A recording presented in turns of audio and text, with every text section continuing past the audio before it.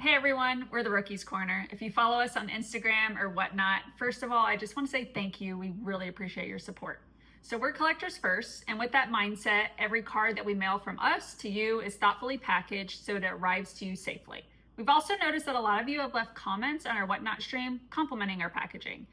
So Christian and I were thinking that with the holidays around the corner, a lot of you may be selling, trading, gifting to friends or family. We wanted to put this little packaging video together to hopefully share our tips and tricks so that your card arrives to its destination safely. I hope it helps. So here are the supplies we use while packaging. We have our penny sleeves and our top loaders. We have 2 team bag sizes. We have 2 sizes for cardboard protectors.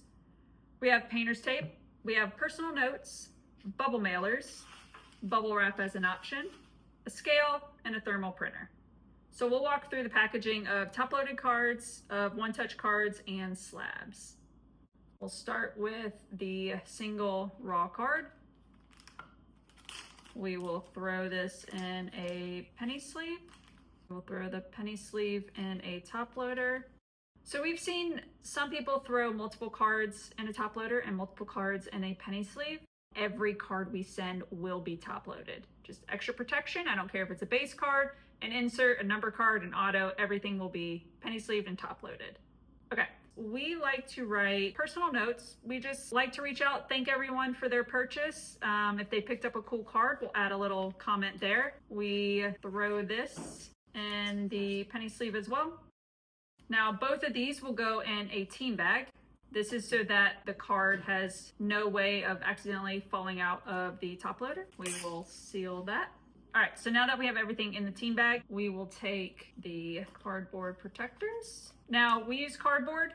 There are brands out there that use plastic protectors. They both do the same job. We just prefer cardboard, and it's worked out just fine for us. So with that, we will take our painter's tape.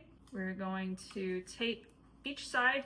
Again, just making sure that the card is not moving in transit and being protected on all sides. So now that we have cards in the cardboard protector, we have 3 different size bubble mailers. These are the 3 sizes we found that seem to fit perfectly with different combinations of cards. But we'll start with the smallest one. This is perfect for 1 to 3 top load cards. One extra step that we like to do for extra protection, put a little extra piece of tape on the back of the cardboard there before we put it in the bubble mailer. So this just now allows the card will stay in place. Even if it comes open, the card's not going to fall out. Seal the bubble mailer. And we will set this to the side and come back to the actual labeling of that. So what do you do when you have multiple top loaded cards? So we will go ahead and package this lot here. We will use the larger team bags. We can fit about 6 top loaded cards in each team bag. Just about the max there. Okay, so we have a lot about 6 in this team bag here. So we are going to do that for the rest of the stack here. So now we have all our bulk team bags. We are going to protect them with cardboard. We like to add an extra piece of cardboard between the stack. So sandwich them there. Of course, we will tape all the sides.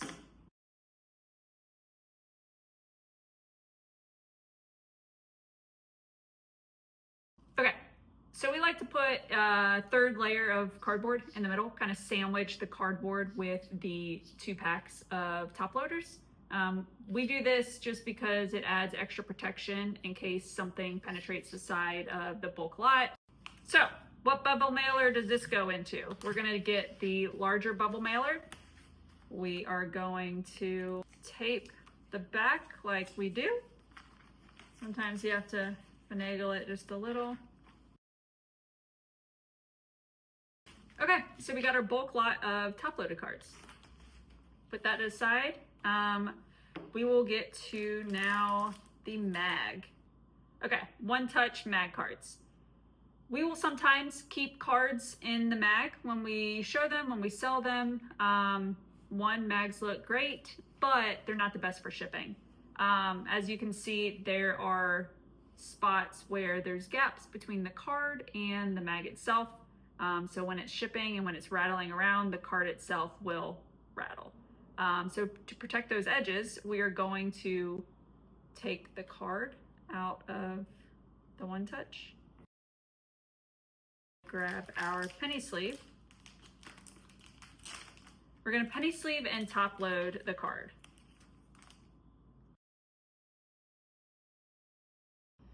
Now, if we show a card in a mag, we will always mail the mag. We like to deliver what was advertised, so we will always package the mag with the card, but top load and penny sleeve is the way to go. All right, so we will throw this in a team bag. If you write a little personal note, you can also throw that in as well. And same protocol as the top loaders. We will also use the cardboard protector. We'll add the extra piece of tape. This fits in, we'll call it the mid-size. Slip that in there. All right, we'll set that to the side for a minute. Now the slabs. So we will start with a single slab, Miss Audie Crooks on the yellow laser auto. We will use the larger PSA size team bag. We will now use the 4x6 cardboard to protect.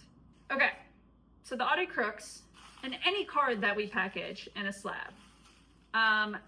Every now and then we will just go ahead for extra protection. We will wrap extra bubble wrap. So that is a single slab.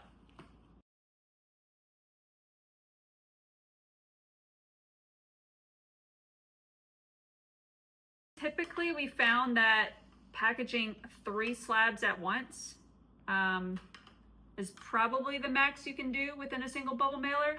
You may be able to get 4, but we'll show 3. All of this is really, it's trial and error. As you're packaging, if something doesn't fit, just redo it. You will learn eventually as you go. So, as always, we will throw each slab in a team bag.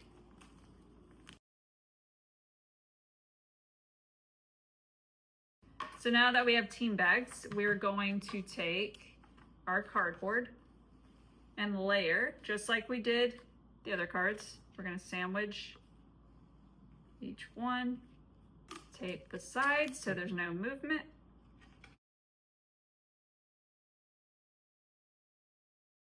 So now that we have all of them wrapped, we're going to tape some extra bubble wrap. We like to buy the one that is perforated every 12 inches. So this should rip fairly nicely. So for this example, you will see that there's a little bit of the turn down here. We occasionally will add a little extra tape on the sides there just to close that off so nothing gets snagged, caught in there, opens it up. So 1 of 3 top loaders we found fit perfectly in the smaller team bag. One thing I do want to call out, the more top loaders you put in the smaller team bag, just be cognizant as you tear off the sticky and adhere it, flip it over and adhere it. If you put one too many top loaders in here, the adhesion here will actually end up sticking to the top loader and not the team bag itself. So if it's sitting in the heat, sitting in transit for multiple days, that will end up leaving sticky residue on the top loader, and sometimes that's hard to get off, so you end up throwing the top loader away, so it's kind of a waste of a top loader. So just be cognizant, and if you think that there's too many top loaders in here, maybe go to a bigger team bag or throw a little piece of paper in there just to protect the top loader inside. So now that we have the packages packaged into bubble mailers, we are going to weigh them so that we can create the label. When it comes to scales, we actually just use a food scale. It does the job. It's pretty precise. You can order pretty much any scale that comes in smaller increments because these are lighter packages. But the one we have here is nothing fancy and it does the job. So once you weigh your package and insert the dimensions and the weight online into whatever online selling platform you're using or through USPS, you will then print the label. We recommend a thermal printer. It has no ink, so you don't have to worry about reordering ink or spillage. Highly recommend the thermal printer.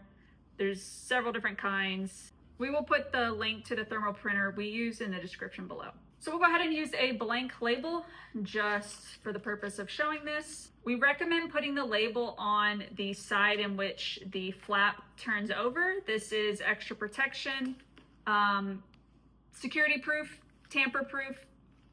You will know if someone tries opening the package if the label is ripped. So hopefully that helped you in some way. We strongly believe that a collector's mentality equals safer shipping because we assume that every card we mail out is going into someone's PC and we want to treat it as such. So I have this rule of thumb, it's called the drop test. When I go to the post office and I drop the packages in the self-drop box, or I hand it to the person behind the counter and they throw it over their shoulder into the basket. If it hits the bottom and I cringe, I've probably packaged wrong. But if it hits the bottom and I don't have a negative reaction, then I know that I did the best that I could and I can walk away confidently.